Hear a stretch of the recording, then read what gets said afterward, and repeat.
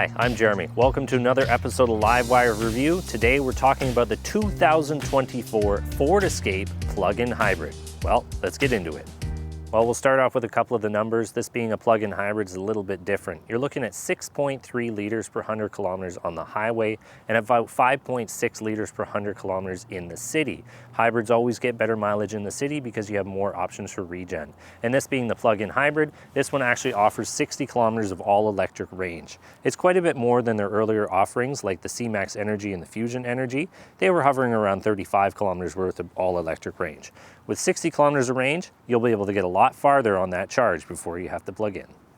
I'm just going to mention a couple of features out here on the outside. You get LED headlamps and you get fog lamps up front. Your tire size 225/60/18, so it's going to be very easy to find a winter tire that's going to fit on here, and they are a fairly large size, so you're going to get good ground clearance in the winter, which is always handy. There's not much to look at here. We got some black plastic cladding, as all crossovers seem to have nowadays. Big mirrors so you can see everything, chrome trim around the windows, and you have your touch sensitive door handle so you don't have to take your key out of your pocket to get in the vehicle. Always a nice touch.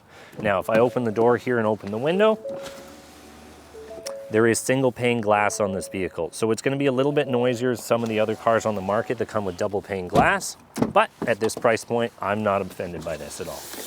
Same in the back, we got tinted windows in the back but not in the front, which is always a nice thing on crossover vehicles, helps keep the sun out of the kids' eyes. Well, I'm here at the back end of the Ford Escape plug-in hybrid, and I'm happy to say there's 974 liters of storage space here in the back end with the seats folded up, and it comes standard with a power liftgate, which is not true in all segments of this class. And with the seats folded down, there's 1,721 liters of space with the seats folded down. Now that's pretty good. Now there is no trickery with the seats here. There is no flip up seats in order to give you more room. You get what you get. The seats just fold flat and they have a slight upward curve to them. There's still a lot of room in there to fit everything you need. I don't think a trip to IKEA is going to be a problem in this car. Well, it's time to do the back seat test. We always try out the back seat and see if I fit. I'm 6 foot 1 inches tall, and there's still about half an inch of room for my head in the back seat here. One nice extra feature is that these are reclining seats, and even with the seats reclined back, there is still room for my head. The front seats have a little cutout for your legs, so there is room for your knees. Anybody in the back seat of the Ford Escape is going to be very comfortable on a long trip. What's nice is there's also a set of vents back here so they get heating, and there's charging for their cell phones. Unfortunately, I don't see any heated seats back here, but outside of that, it's a pretty nice place to be. Well, we're under the hood now, and it comes with a 2.5 liter Atkinson 4-cylinder engine that is running with multi-point fuel injection, not direct fuel injection, and it's looking at 163 horsepower and 155 pound-feet of torque when you combine the engine and the electric motor together. Now, as you know, I'm a licensed technician, and I'd like to talk about a couple of things under the hood here. One of the best things about the hybrid Ford products is they actually use a dual motor system. There's only one clutch in this transmission. It's going to be a very, very reliable setup. My brother and my mother both drive a version of this. We have the Fusion Energy in our family and the C-Max Energy in our family, and nothing has gone wrong with either one of those cars.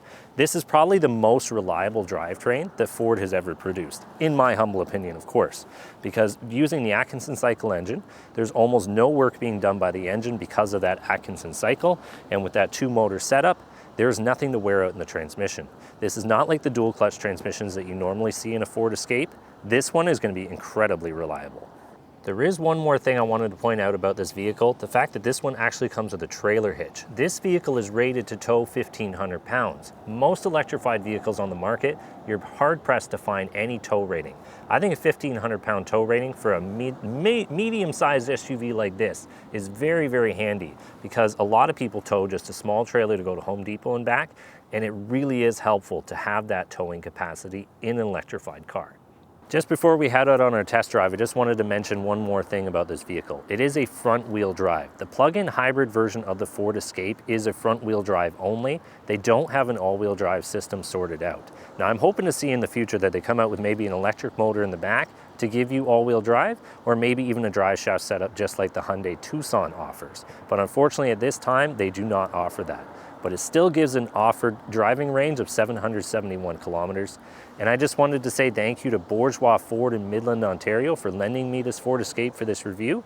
You can give their sales team a call. I'll leave the phone number up on the screen. Okay, we're in the 2024 Ford Escape plug-in hybrid. Let's go for a drive. So I figured I'd just start off with some of the features in here. Obviously, we come with an auto-dimming rear view mirror. We have heated seats, a heated steering wheel, and as I can see on the windscreen here, we actually have a sound screen glass, which is going to make it a lot quieter on your drive.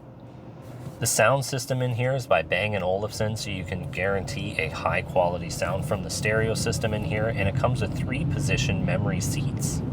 We have a large navigation screen here, and we even have a digital cluster with a lot of information that you can customize to your liking, including a heads-up display.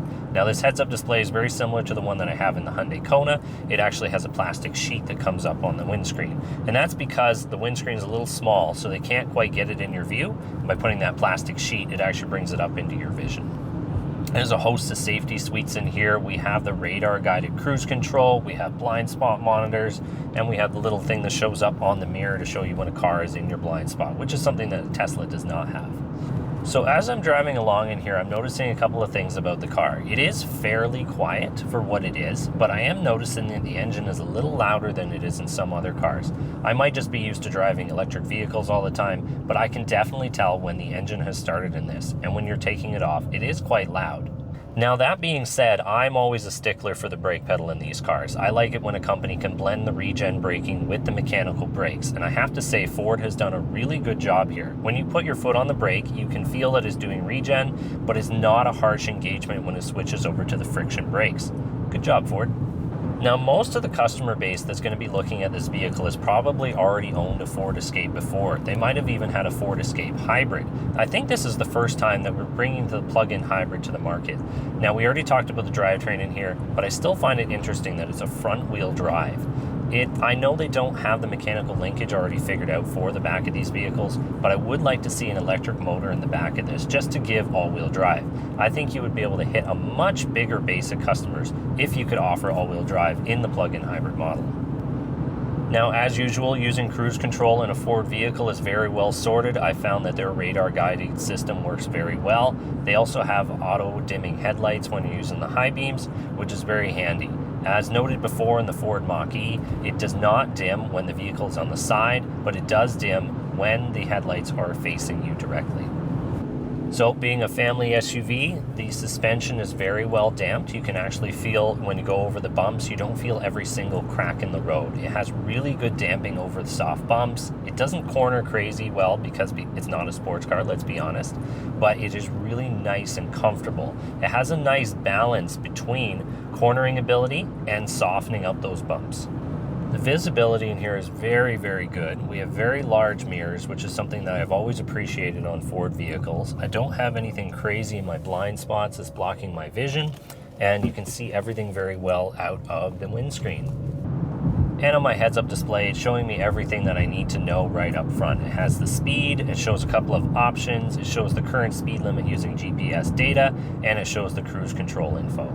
And Ford comes with automatic headlamps, as most vehicles do nowadays, but Ford is one of the only companies I've come across that when you turn on the wipers, it actually turns on the headlights for you. I see so many cars driving around in the rain with their headlights off because everybody gets so used to automatic headlamps.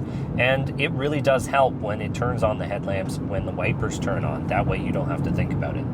It's a nice little convenience feature that some people seem to leave out. And one thing I can appreciate over the Ioniq 5 is the fact that there is a rear wiper blade. I always appreciate a rear wiper blade, especially here in Canada. Now I'm noticing that there isn't physical buttons for the climate control, but if this is anything like the Mach-E, everything you need is going to be up on the screen here. Your automatic climate control is very easy to find. Heated steering wheel, your heated seats are all at the bottom of the screen. I think that's just an ode to Tesla with how these screens are going, but it is very well laid out and you're not hunting for the things that you need.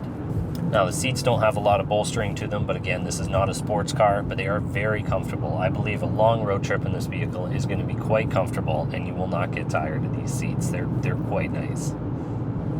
It was going to be a very short test drive today. We're almost back at the dealership. I'm just going to wrap up my thoughts on this vehicle and let you know what I think. Stay tuned. Well, we're coming to the end of this video, and I just wanted to wrap up my thoughts on the Ford Escape plug-in hybrid. You can get this for about $49,194 Canadian or $42,640 American.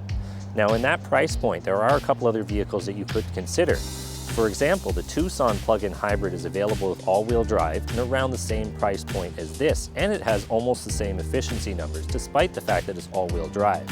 Now, the big elephant in the room is actually the Mitsubishi Outlander.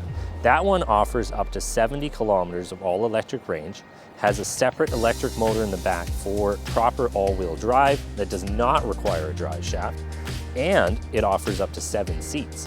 The Ford Escape plug-in hybrid, the Tucson plug-in hybrid only come with 5 seats. So there's 3 vehicles you can consider: the Escape plug-in hybrid, the Tucson plug-in hybrid, or the Mitsubishi Outlander. Mitsubishi Outlander also offers a heat pump, so make sure to check that one out when you're cross-shopping these vehicles. Well, that's it for this video. If you found it helpful, maybe subscribe to the channel, give us a like, and thank you for watching.